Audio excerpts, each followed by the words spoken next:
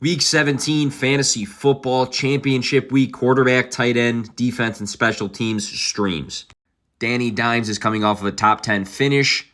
Quarterback 10 overall for fantasy this season, averaging 17.19 points per game. Top 5 quarterback in rushing yards and rushing touchdowns, helps his floor. Detroit is the best fantasy matchup for quarterbacks, and Mike White is back for the Jets this week. White was the quarterback 6 and quarterback 7 in 2 out of 3 of his starts. He threw for 315 and 369 passing yards in those games. Cleveland isn't the easiest of matchups, but Carson Wentz was a top 6 quarterback for fantasy in 3 out of 6 of his starts to open up the season. Las Vegas is a good matchup, and Brock Purdy, weeks 13 through 16, has been the quarterback 10 overall, averaging 17.61 points per game. I feel like he is a quarterback with a safer floor.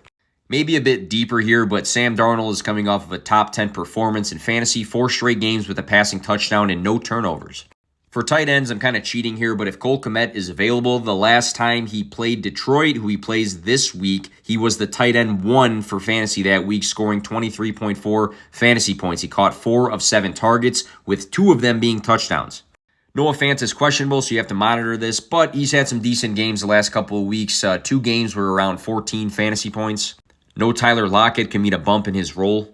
Cade Otton for the Buccaneers, also questionable, but he has 4 top 12 fantasy finishes this season, 2 touchdowns in 2 weeks over 60 receiving yards.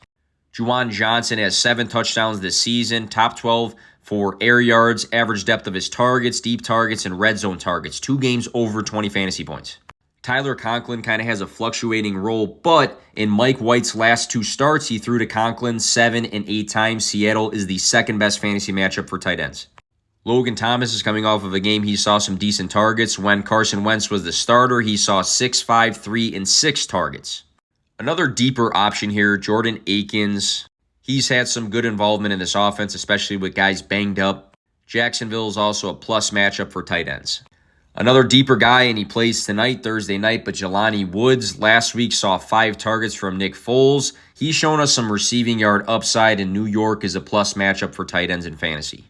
Then for defense and special teams, the Giants get the Colts, led by Nick Foles, who did not look good last week. The Jaguars have been hot the last 3 games for defense and special teams scoring. They get a Houston offense that's been friendly to other defense and special teams.